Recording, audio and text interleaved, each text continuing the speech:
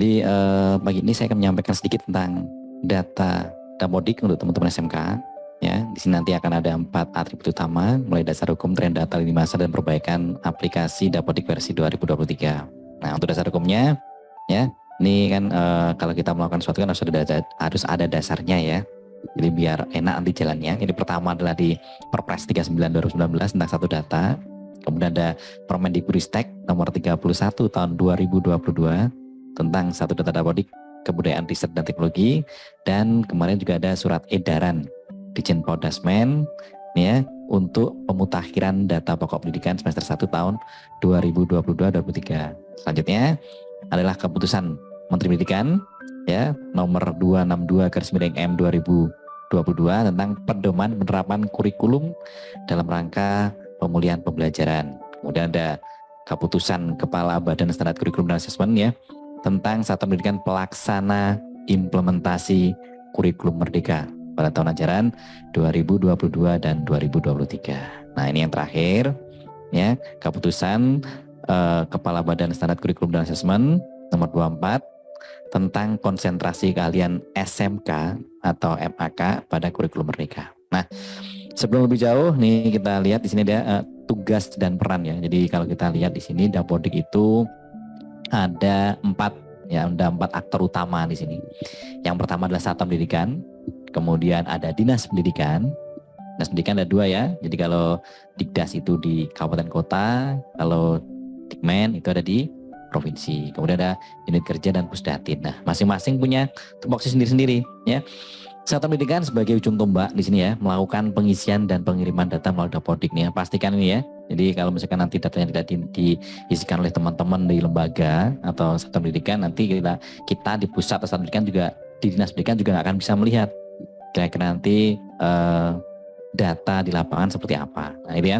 Kemudian untuk Dinas Pendidikan ini ya melakukan pengelolaan manajemen dan seterusnya, verifikasi validasi data, kemudian nanti juga bisa membantu jika dari teman-teman Satuan Pendidikan ada yang mengalami kesulitan terhadap pengiriman data atau mungkin permasalahan yang berhubungan dengan Dapodik lainnya. Nah, kemudian selain itu juga ada unit kerja. Di sini adalah melakukan pengumpulan data transaksional, ya, kemudian ada koordinasi juga. Nah, kemudian yang terakhir adalah Pusdatin. Nah, Pusdatin di sini adalah tupoksi utamanya adalah di bagian publikasi data di sana ya. Jadi pusat integrasi data. Jadi semua data yang teman-teman entrikan di Satuan Pendidikan, kemudian diverifikasi atau divalidasi oleh teman-teman dinas, ya. Kemudian nanti juga dikoordinasikan dengan unit kerja. Nanti tupoksi utamanya di teman-teman Pusdatin untuk dipublikasikan datanya. Jadi agar nanti satu data ketika kita lihat, mau lihat data PTK misalkan, ya, di sana hanya satu data yang bisa dipublish dari teman-teman Pusdatin. Jadi akan sama nanti. Jadi kalau misalkan ditanyakan PTK-nya berapa, itu nanti akan sama. Nah, kalau kita lihat di sini berdasarkan dari surat edaran ya Pordasmen kemarin, ini beberapa tupoksi, ini kebanyakan di sini untuk cut off kemarin ya. Jadi semoga aja dari teman-teman SMK ini datanya sudah aman. Jadi per tanggal 31 Agustus kemarin ya. Jadi pastikan kemarin sudah aman. Jadi datanya untuk cut off bosnya juga nggak akan ada masalah. Nah ini ya, ini adalah Dinas Pendidikan. Kalau ini masih relevan kita bahas sekarang ya. Jadi di sini yang pertama adalah melakukan bimbingan teknis. Kemudian yang kedua nih yang harus dilakukan ya. Kita minta bantuan teman-teman untuk proaktif nantinya memastikan keberadaan Satuan Pendidikan di wilayahnya dalam keadaan aktif beroperasi. Nah, ini nanti berhubungan dengan progres pengiriman dan juga berhubungan dengan data cut off. Jadi cut off bosnya kalau misalkan ada lembaga yang sudah nggak aktif tapi masih ada di sana, ya itu nanti juga akan perlu kerja keras dari teman-teman untuk melakukan pengecekan datanya, ya. Kemudian di sini adalah meminta Satuan Pendidikan ini ya untuk melakukan updating data di aplikasi 2023. Nah, kalau misalkan nanti ada data yang salah dengan data Satuan Pendidikan, nanti silahkan perbaiki di Verval SP. Jadi kalau misalkan ada yang bermasalah dengan Satuan Pendidikannya, silahkan lakukan perbaikan di Verval SP. Kemudian kalau misalkan ada yang bermasalah dengan peserta didik ya atau siswanya, nanti silahkan cek ya, silahkan teman-teman dari lembaga Satuan Pendidikan update di data Verval PD. Nah, selain itu nanti untuk pemberitaan-pemberitaan yang lebih lanjut nanti bisa dicek di web Dapo, yaitu di dapo.kemdikbud.go.id. Nah, selanjutnya ini adalah peran dari BPMP ya. Di sini adalah melakukan koordinasi dengan Dinas Pendidikan, atau satuan pendidikan terkait pemutakhiran data guna meningkatkan kualitas misalnya. Oke, nah kalau kita bahas tentang Dapodik Bapak Ibu semuanya, ini tidak lepas dari 4 entitas utama. Ya, jadi Dapodik itu ada 4 entitas utama. Yang pertama adalah satuan pendidikan, ya, kemudian ada peserta didik di sana, kemudian ada PTK yaitu pendidik dan tenaga kependidikan, yang terakhir adalah substansi pendidikan. Ini teman-teman pasti sudah paham ya. Jadi kalau satuan pendidikan ini berhubungan dengan identitas sekolah, sarpras dan seterusnya. Kalau peserta didik ini berhubungan dengan identitas pribadi dari siswanya, ya. Kemudian ada PTK, ini adalah guru dan tenaga pendidikan, tenaga administrasi dan seterusnya ya dari sana. Kemudian substansi pendidikannya adalah menggabungkan 3 entitas utama lainnya. Ya, yang mana di situ kalau ada satuan pendidikan, ada sarpras, ada peserta didik dan ada gurunya, itu bisa digabungkan di rombongan belajar atau pembelajaran dan seterusnya. Jadi ya, Bapak Ibu semuanya, jadi Dapodik itu entitas utamanya ada 4 ini ya. Jadi harapannya ketika nanti dikirimkan ya, ketika nanti teman-teman melakukan pengiriman data sinkronisasi itu 4 entitas utama ini harus sudah diisikan. Kalau misalkan ada salah satu yang tidak ada, pasti tidak akan bisa melakukan proses pengiriman data atau sinkronisasi. Oke. Nah, di sini kita bahas tentang masalah sinkronisasi ya. Jadi data yang dikirim ini kita ada 5 kriteria data yang baik. Ya. Jadi karena kita sudah lumayan senior ya Dapodiknya ya. Ini kita sekarang mengejar di kualitas data. Ya, kualitas data. Jadi di sini ada 4 kriteria data baik. Yang pertama adalah cepat. Ya, cepat ini biasanya berhubungan dengan data cut off atau deadline. Apapun itu ya, salah satunya kemarin sudah kita lakukan adalah BOS atau BOP. Jadi kalau misalkan nanti pengiriman datanya tidak cepat, ya nanti apalagi kalau misalkan pengiriman data selepas deadline atau cut off, wah ini bahaya nanti. Ya, datanya nggak akan masuk ke dalam long list nanti datanya ya. Jadi di sini datanya harus cepat ya. Ketika nanti ada perbaikan data segera diperbaiki, segera dikirimkan. Jangan menunggu di akhir periode ya. Sebisa mungkin dihindari metode SKS-nya ya. Bukan SKS itu ya, tapi sistem kebut semalamnya. Nah, ini ya. Kemudian poin 2 lengkap. Nah, selain cepat, datanya juga harus lengkap. Harapannya apa? Dengan datanya lengkap ini, teman-teman semuanya nanti tidak perlu 2 kali kerja ya. Sekali mengintikan datanya sudah lengkap. Sehingga nanti ketika datanya dilakukan pengecekan, datanya sudah sesuai. Nah, lengkap aja nggak cukup teman-teman semuanya ya. Di sini perlu datanya mutakhir. Mutakhir itu apa? Sesuai dengan kondisi data yang paling baru ya. Jadi nanti ketika datanya diinputkan, itu pastikan datanya sesuai dengan data yang paling baru. Nah, selain mutakhir nanti juga akurat ya.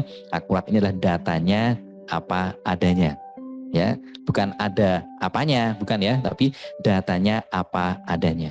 Jadi di sini akurat ini ya biasanya kadang bertolak belakang ketika ada 2 cutoff yang berbeda, yaitu cutoff untuk akreditasi biasanya sama cutoff untuk bumper.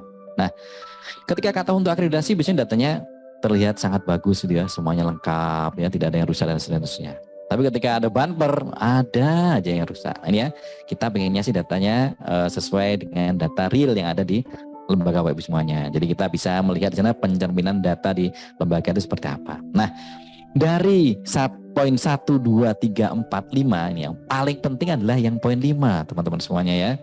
Jadi yang poin 5 ini adalah kondisinya akuntabel. Apa akuntabel? Kondisi datanya bisa dipertanggungjawabkan. Nah di sini ya, jadi di sini datanya, jadi data yang teman-teman entrikan itu nanti kita bisa lakukan pengecekan ya. Jadi semua ketika nanti ada komplain atau apapun, kita based on-nya adalah data.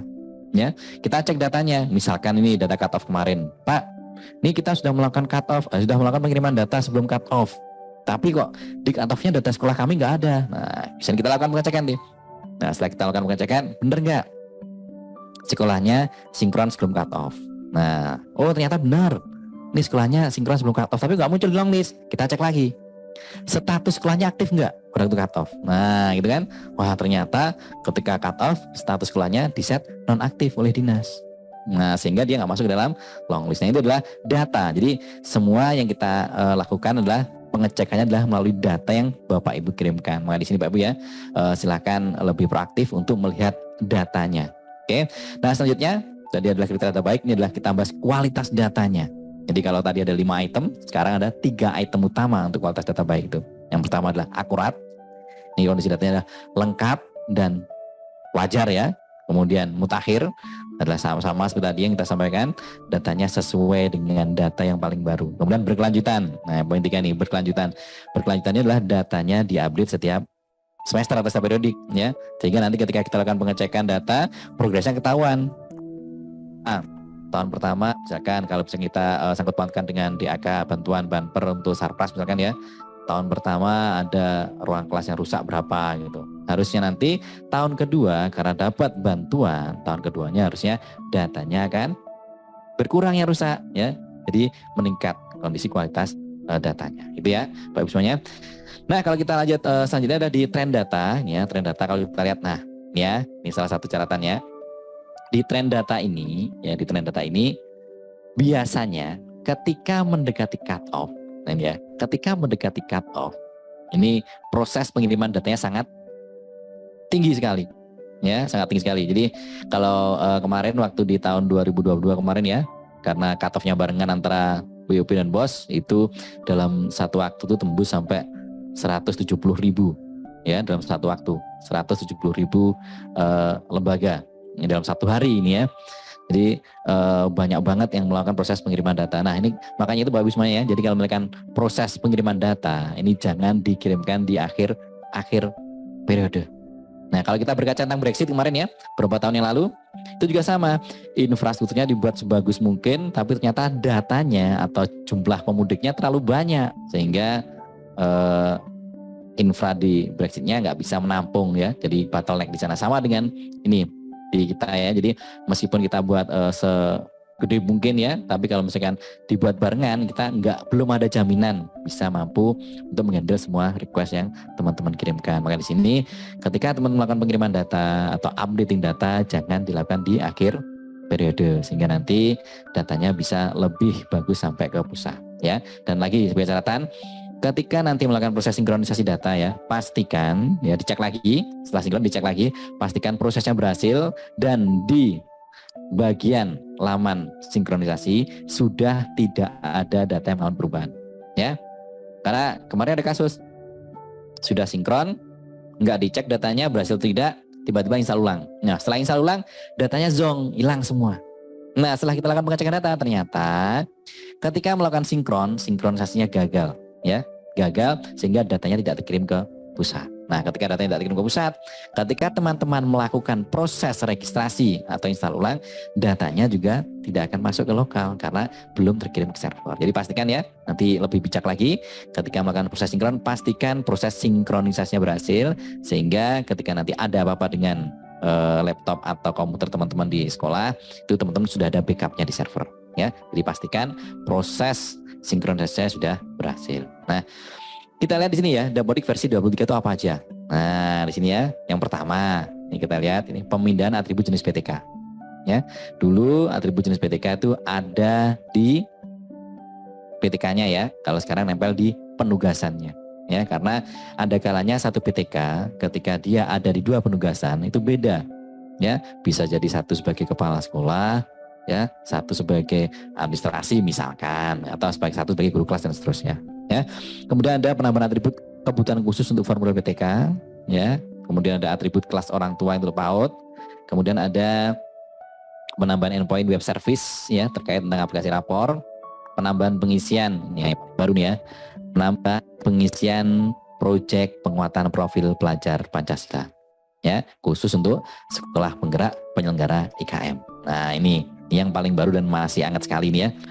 Kemudian ada penambahan submenu baru yaitu mata pelajaran pilihan pada menu rombongan belajar khusus untuk sekolah penggerak. Nah selanjutnya ya ada instrumen terkait implementasi insersi pendidikan anti korupsi atau teman-teman bisa nyebutnya adalah form KPK ya, nanti silakan dimasukkan di sana, silakan diisikan datanya. Kemudian ada penambahan validasi sekolah negeri wajib mengisikan NPWP ya, yang mana nanti pengisiannya nanti akan dibaca, pengisiannya ada di laman BOS Salur, jadi nggak bisa ngedit di Dapodik ya. Kemudian penambahan validasi jumlah jam mata pelajaran yang dapat diajarkan oleh lebih dari satu guru. Penambahan validasi data mata pelajaran pilihan yang diambil oleh peserta didik yang berada di fase F pada kurikulum merdeka, penambahan validasi rasio rombel, penambahan validasi nomor handphone. Ya, di sini dibuat warning biar harapannya di sini bisa dilengkapi ya. Tidak kita buat invalid, tapi kita buat warning. Jadi nanti harapannya ketika ada informasi-informasi penting menyangkut tentang GTK, itu informasinya bisa lebih cepat sampai ya, lebih efektif dan efisien. Nah, di sini ada beberapa fitur perbaikan ya. Jadi penutupan pengisian tingkat kerusakan bangunan yang sebelumnya banyak itu ya, kita buat langsung entrian hasil akhirnya. Kemudian perubahan proses jenis pengisian tingkat kerusakan bangunan ya. Kemudian penutupan atribut NPWP, nanti kita bahas ya. Jadi atribut NPWP ini diisikan melalui laman BOS atau BOP Salur, gitu ya. Kemudian juga ada perubahan validasi antara data dinamis dan Sarpras. Nah, ini kemarin kita sedikit bahas ya untuk integrasi PPDB. Ini sedikit aja ya. Di sini intinya adalah harapannya dengan adanya integrasi PPDB, ini yang kita garis bawahi adalah ketika nanti ada siswa yang lintas, ya, misalkan ini ya dari teman-teman Kemenak ya masuk ke SMK ya, atau SMA atau SMP ya, atau SD dan seterusnya ya. Nanti dengan adanya PPDB ini ya datanya sudah tervalidasi di awal. Ya, datanya sudah tervalidasi di awal. Jadi teman-teman nggak perlu mengentrikan ulang. Ya, tarik-tarikan data itu diminimalkan dengan adanya proses PPDB ini ya, sehingga nanti datanya ketika teman-teman mulai masuk di semester baru, data siswa barunya sudah masuk di aplikasi teman-teman semuanya, jadi tidak perlu melakukan proses tarik data. Nah, karena proses validasinya dilakukan di proses PPDB, seleksi PPDB, harusnya nanti data yang teman-teman terima sudah valid semuanya. Ya, karena nanti ketika dari teman-teman dinas melakukan proses PPDB dan ada data yang tidak valid disetorkan ke Pusdatin, teman-teman Pusdatin akan mengembalikan lagi datanya. Ya, di sini ya pengecekannya bertahap. Harapannya apa? Harapannya nanti ketika teman-teman di semester baru datanya sudah siap dan datanya sudah valid semua. Jadi meminimalkan proses tarik data.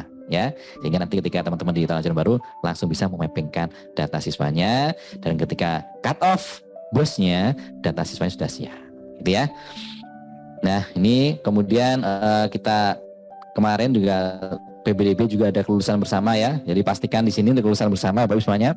Ini untuk tingkatnya ya, tingkatnya itu harus diisi sesuai dengan tingkat akhirnya ya. Karena kemarin ada beberapa catatan, ada siswa yang tidak bisa ikut lulus bersama karena tingkatnya salah ya. Rombelnya mungkin namanya rombel kelas akhir, tapi tingkatnya salah. Makanya di sini nggak bisa kita luluskan secara bersama. Ya, jadi kalau misalkan di sini TK dan sejenis itu adalah kelompok B, kalau SD dan sejenis adalah tingkat 6, ya SMP tingkat 9, SMA tingkat 12.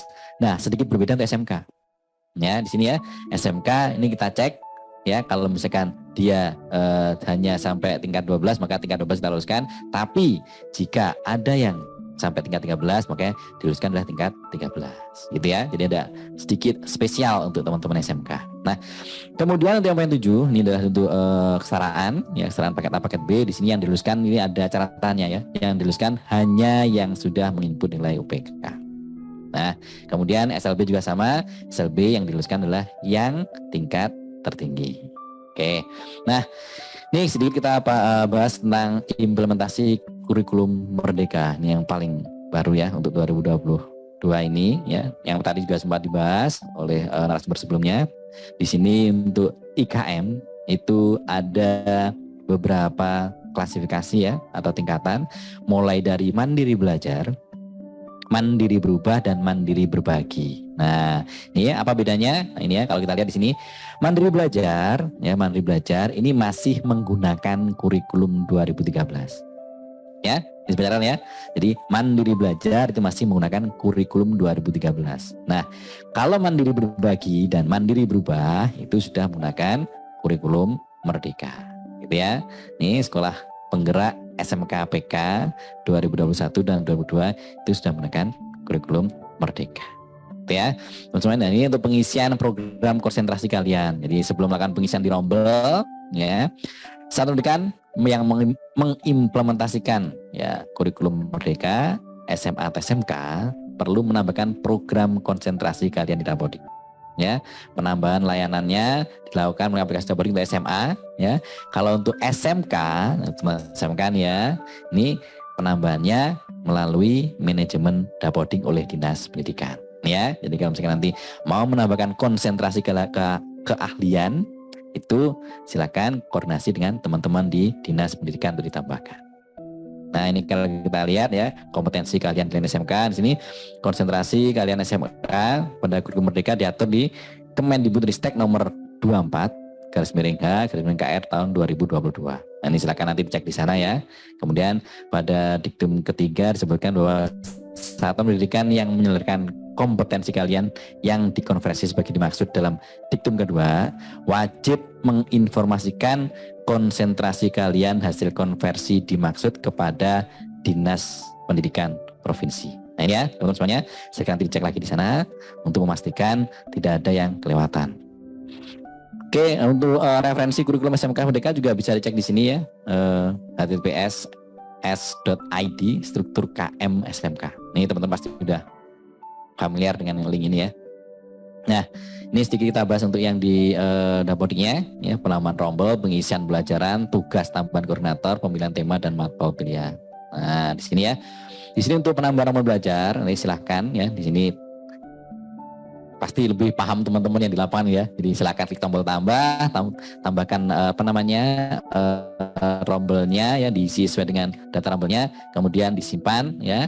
Nah di sini untuk jenjang SMK ya, pastikan isian jurusan program kompetensi kaliannya telah terisi dengan benar. Ya pastikan ini ya. Jadi dipastikan ketika teman-teman membuat rombel ya, program kompetensi kaliannya telah terisi dengan benar. Gitu ya. Nah selanjutnya di sini perhitungan jumlah jam maksimal tempodik ya, total JP-nya itu per tahun dibagi 36 minggu yang mana 1 jamnya adalah 45 menit. Nah silakan dikonversi ke sana ya. Jadi untuk penambahan data pembelajaran di SMK. Nah di sini nanti ini salah satu contohnya adalah pengisian pembelajaran SMK di Project IPAS. Nah kalau misalkan nanti dalam satu mata pelajaran atau satu project ini lebih dari satu guru misalkan, nanti bisa masuk ke ditambahkan di sub mata pelajaran gitu ya. Nanti poinnya nanti klik di project IPAS, kemudian klik di sub mata pelajaran, nanti silakan nanti ditambahkan di sana ya, gurunya PTK-nya siapa. Nah jamnya nanti silakan dibagi ya, maksimalnya 6, misalkan dari guru pertama 2 jam, misalkan nanti ada 3 guru misalkan ya, jadi dibagi 2 guru, 2 jam. Kalau misalkan nanti ada 3 guru, 2 guru misalkan mau dibagi 2 jam, 4 jam boleh, asalkan tidak melebihi dari jumlah jam maksimalnya, gitu ya. Oke, nanti pengisian pembelajaran SMK ya, program kaliannya di sini. Yang pertama adalah silakan diisi, hampir sama dengan tadi ya. Nanti ketika ada penambahan nanti silakan masuk di sub mata pelajaran. Jadi bisa ditambahkan di sana. Nah, di sini untuk proyek penguatan profil pelajar Pancasila ya. Di sini temanya sudah ditentukan. PAUD ada 4.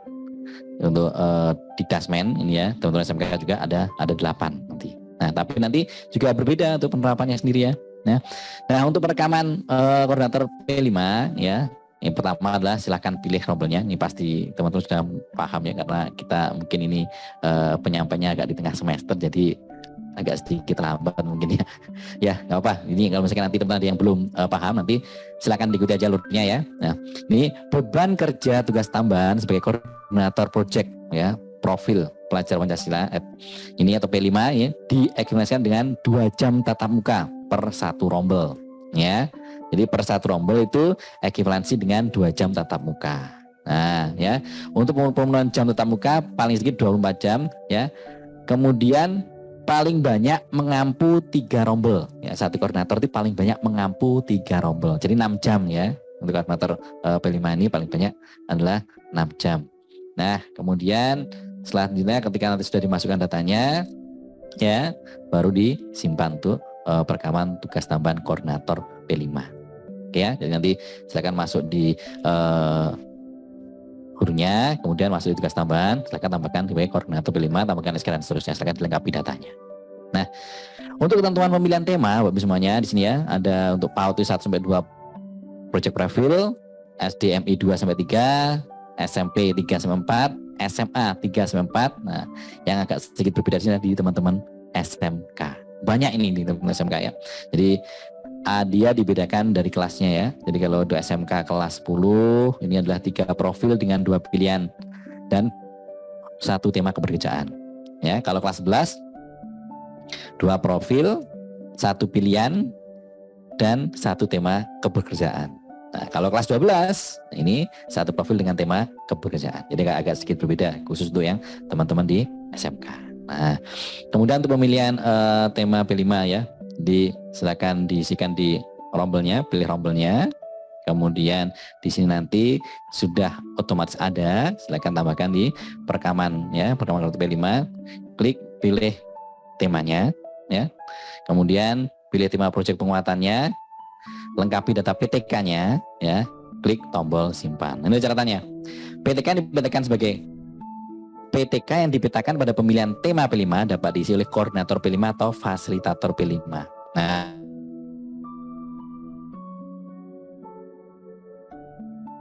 tema berjenjang maka akan terdeteksi invalid. Ini catatannya ya. Jika tema P5 yang dipilih kurang dari jumlah minimal pemilihan tema berjenjang maka akan terdeteksi invalid. Nanti saya akan cek kembali ya kalau misalkan ada terkena invalid ya. Jumlah jam yang dimasukkan ke dalam tabel pemilihan tema P5 tidak diekivalensikan sebagai jam tatap muka. Ya, jumlah jam yang dimasukkan ke dalam tabel pemilihan tema P5 tidak diekivalensikan sebagai jam tatap muka. Nah, di sini ya ada mata pelajaran pilihan ya, kurikulum merdeka menjadikan ruang agar minat bakat dan kemampuan peserta didik berkembang secara optimal. Karena di sini ya diberikan kebebasan yang bertanggung jawab ya. Dari peserta didik nanti bebas memilih mata pelajarannya. Ya, dengan adanya keleluasaan untuk memilih mata pelajaran sesuai dengan bidang minat dan kemampuan, peserta didik diharapkan dapat bertanggung jawab pada pilihannya. Ya, sehingga nanti tidak ada unsur paksaan di sana. Ketika sesuai dengan bidang minat pilihannya, maka dia bisa lebih maksimal dalam proses pembelajarannya. Itu harapannya ya.